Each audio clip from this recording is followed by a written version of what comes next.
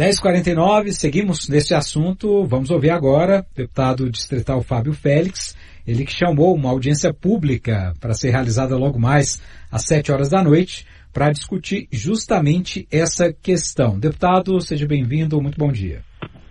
Bom dia, Bruno, bom dia aos ouvintes da Rádio CBN, muito obrigado aí pelo espaço. Deputado, o senhor pôde, inclusive, ouvir parte das alegações aí da representante do IBRAM e, ao chamar essa audiência pública, o senhor acusa o governo do Distrito Federal de uma perseguição contra manifestações culturais aqui no DF, justamente nesses locais que sofreram essas fiscalizações por parte do IBRAM.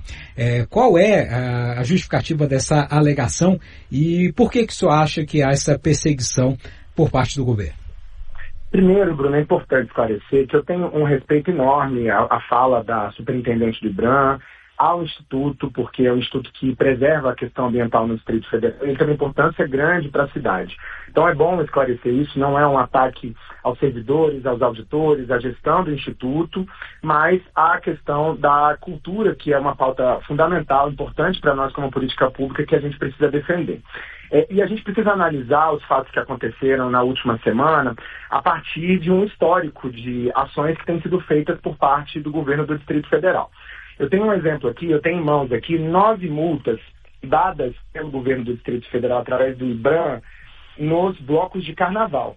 Então, nos blocos de carnaval, durante o carnaval, então nós temos multas que aconteceram, por exemplo, no setor comercial sul, às 17h15, que é uma área não residencial, som acima de 55 decibéis de um bloco de carnaval. Nós temos multa às 14h14, também acontecendo som acima do permitido, onde não está ali descrito qual era o som. Às 17h52, um auto de infração, também som acima de 50 decibéis num bloco de carnaval. Então, eu dou esses exemplos do bloco de carnaval, porque, obviamente, a gente que conhece a lei do silêncio e conhece a forma de medição da lei do silêncio, todo mundo pode baixar no celular um aplicativo de decibelímetro para medir os decibéis do barulho. Um caminhão de lixo passando na sua rua, ele vai estar acima dos 55 decibéis ou dos 60 decibéis, que são os parâmetros utilizados muitas vezes para medição, né, de poluição sonora. Uma pista que passa na sua frente, ela vai estar acima dos decibéis. Atividades do governo, da nova CAP na rua, estão acima dos decibéis. Então, eu acho que a lei do silêncio, ela serve como uma pactuação para proteger a população nas áreas residenciais, com certeza, mas ela deve ser encarada pelo poder público como um instrumento de mediação. Então, primeiro tem que haver prevenção, mediação. Imagina, são 60 mil reais em multa. Uma das multas aqui é de 20 mil reais. Foi às 19h22, lá em Águas Claras, num bloco de carnaval, né, que estava com a poluição sonora acima de 60 decibéis. O que foi medido? 65 decibéis de som mecânico no bloco de carnaval, durante o carnaval. Né? Então, assim, eu trago esses exemplos, 20 mil reais de multa. Então, eu trago esses exemplos porque isso, para mim, fere o princípio da razoabilidade e mostra, talvez, um padrão de comportamento que nós precisamos analisar. Porque nós estamos ali. Eu estou falando do período do carnaval, mas, obviamente, que isso se replica em vários outros momentos. Eu ouvi a superintendente dizendo aqui que vários bares e restaurantes acabam não sendo multados, se adequam. Sabe qual é a adequação que os bares e restaurantes têm feito, e muitos deles têm me procurado? Eles suspendem a atividade cultural. Eles colocam um somzinho mais baixo e vendem as bebidas deles para não terem problema mais de alvará, de fiscalização. Mas aí, quem sai prejudicado são os profissionais da cultura. São os profissionais do samba, do pagode, todo estilo musical que toca nos bares e restaurantes da cidade. Isso acontece tanto em áreas próximas das áreas residenciais, então estou dizendo as comerciais, que são atividades comerciais, nas áreas comerciais, quanto nas nossas áreas gregárias, que a gente conhece, né, Bruno? Que são essas áreas que não têm morador. Uma das multas do carnaval, por exemplo, é no setor comercial sul. Então, eu acho que é preciso uma repactuação. Né? A questão, ninguém é contra a lei do silêncio, nós não somos contra o sossego, é preciso que haja mediação sim, é preciso que haja pactuação de horário, respeitar o direito dos moradores, mas é preciso que haja um olhar também para a cultura, a gente não mora num condomínio fechado. Então, assim, a interdição de 3 sambas na mesma semana, né, é uma demonstração de que a ação preventiva ela não está acontecendo da forma adequada. Até porque nós temos muitas reclamações dos donos de bares ou dos produtores culturais de que a auditoria chega lá e às vezes eles nem sabem que a auditoria chegou, eles não têm transparência do lugar onde é feita a medição, porque não tem muitas vezes um representante da produção do evento para saber de fato se o local foi adequado para fazer a medição do evento. Então não há, às vezes, a orientação necessária, nem todos os profissionais têm o mesmo tato para lidar com os produtores da orientação. Tem que ter um gabinete de crise no IBRAM para, inicialmente, fazer medidas que sejam para mitigar os problemas, para tentar orientar os estabelecimentos da melhor forma possível. Né? Eu acho que essa tem que ser a nossa luta. Sambas tradicionais da cidade foram fechados, lugar onde as pessoas ocupam, e obviamente tem as reclamações, muitas delas até legítimas, tem que ser levado em consideração. Eu tenho uma visão muito razoável dessa mediação. Agora, eu sou um defensor da cultura. Então, eu acho que, pegando o parâmetro do que a gente já viveu com o Eixão do Lazer recentemente, o parâmetro das multas no carnaval, e agora o fechamento de três sambas, não me parece que foi uma coincidência, como foi dito.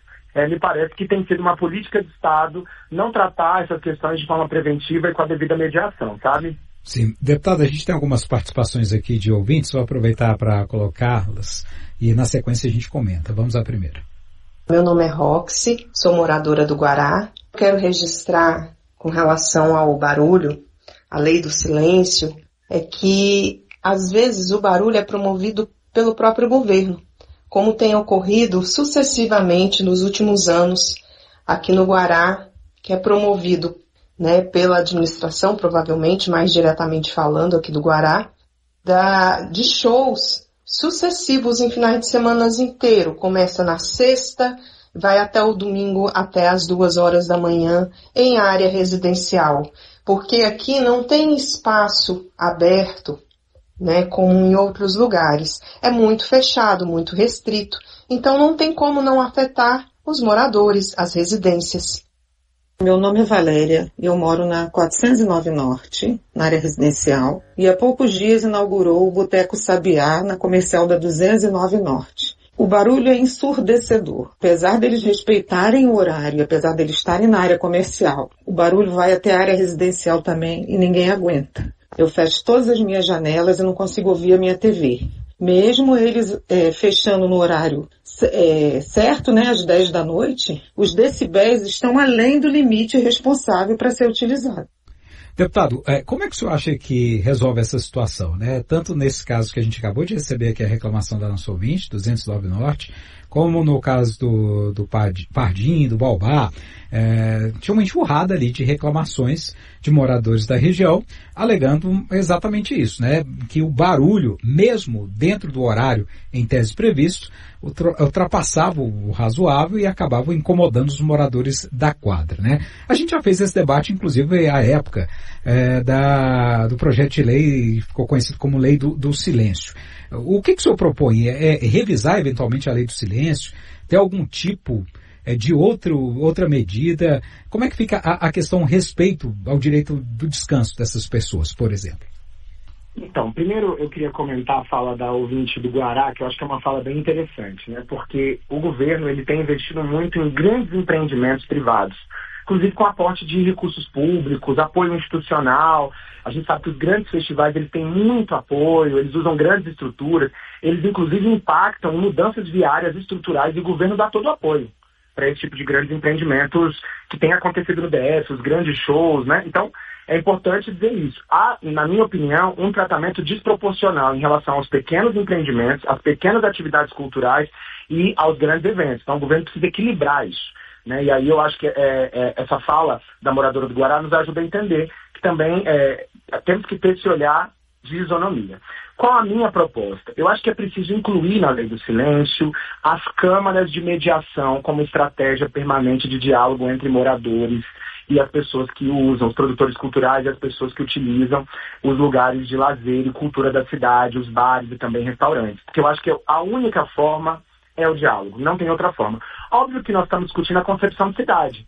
Tem gente que acha que mora num condomínio fechado. Cidade é um espaço de convivência. Então tem dia que vai ter show, tem dia que vai ter samba, tem dia que vai ter pagode, tem dia que não vai ter nada. Então a gente também tem que entender a cidade não como um condomínio fechado, onde eu, de alguma forma, privatizo o espaço público quando eu não permito que o espaço público seja ocupado. Essa é a minha concepção. Por outro lado, eu compreendo completamente a reclamação dos moradores que em alguns espaços não tem sossego nenhum.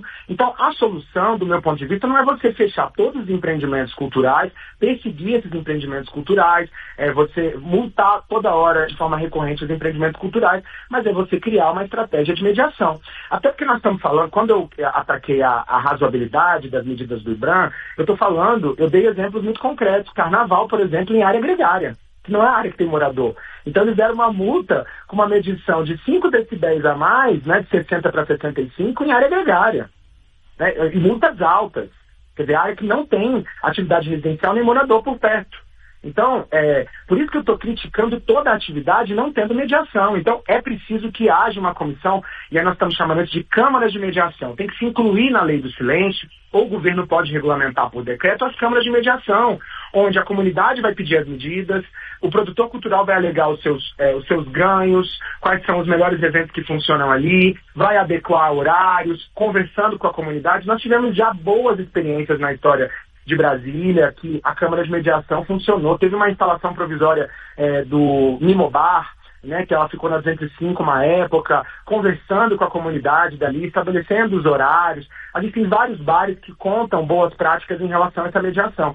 É preciso que haja mediação, é possível que haja mediação, e o principal interlocutor para estabelecer essa mediação minimamente isonômica é o poder público, através das instituições que têm condição de gerar o diálogo entre os síndicos, ou os representantes dos moradores, ou os próprios moradores, que às vezes a comunidade toda usa, porque essa noção, esse conceito de morador também é importante, Bruno, porque tem vários moradores que estão no estabelecimento.